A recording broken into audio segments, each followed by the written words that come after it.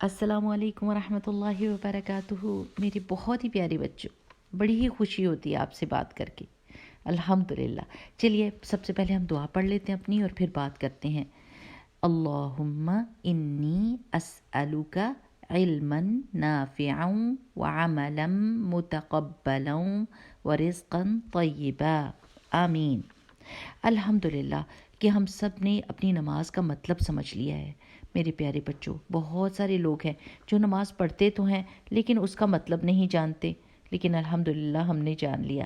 ہم نے ابھی تک یہ پڑھا ہے کہ 2 رکعت کے بعد جب بیٹھتے ہیں تو اتحیات پڑھتے ہیں اور پھر اس کے بعد کلمہ شہادہ پڑھتے ہیں، پھر کلمہ شہادہ پڑھ کے کھڑے ہو جاتے ہیں اور 2 اور رکعت پڑھتے ہیں، اور آخری جو قعدہ ہوتا ہے اس کو قعدہ اخری کہتے ہیں، یعنی آخری قعدہ، آخری بیٹھنا، اس میں ہم اسی طرح تحیات پڑھتے ہیں، کلمہ شہادہ پڑھتے ہیں، لیکن اس کے بعد پڑھتے ہیں درود ابراہیمی۔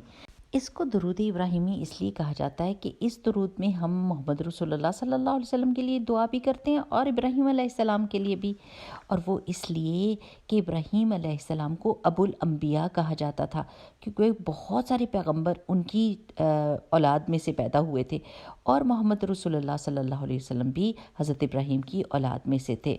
دوسری بات یہ کہ ابراہیم علیہ السلام نے اسپیشلی رسول اللہ صلی اللہ علیہ وسلم کے لیے خصوصی طور پہ دعا کی تھی 2000 سال پہلے کہ اللہ سبحانہ و تعالیٰ میری اولاد میں سے ایک ایسا پیغمبر بھیج جس کو کتاب دے اور وہ لوگوں کو کتاب کی تعلیم دے۔ اس دعا کی وجہ سے ہی رسول اللہ صلی اللہ علیہ وسلم فرمایا کرتے تھے کہ میں اپنے والد ابراہیم علیہ السلام کی دعا ہوں، اور یہ دعا انہوں نے کتنے سال پہلے مانگی تھی؟ 2000 سال پہلے، اور رسول اللہ صلی اللہ علیہ وسلم ان کی دعا کے 2000 سال بعد پیدا ہوئے تھے، اور اللہ سبحانہ وتعالیٰ نے ان کو قیامت تک کے لیے پیغمبر بنا کے بھیجا۔ چلیے اب درود پڑھتے ہیں۔ اللہم صلی علی محمد وعلی آل محمد کما صلیت علی ابراہیم وعلی آل ابراہیم انک حمید مجید۔ اللہم بارک علی محمد وعلی آل محمد کما بارکت علی ابراہیم وعلی آل ابراہیم انک حمید مجید۔ اے اللہ رحمت فرما محمد صلی اللہ علیہ وسلم پر اور آل محمد صلی اللہ علیہ وسلم پر، جس طرح آپ نے رحمت فرمائی ابراہیم علیہ السلام اور آل ابراہیم علیہ السلام پر، بے شک آپ ہی تعریف والے اور بزرگی والے ہیں۔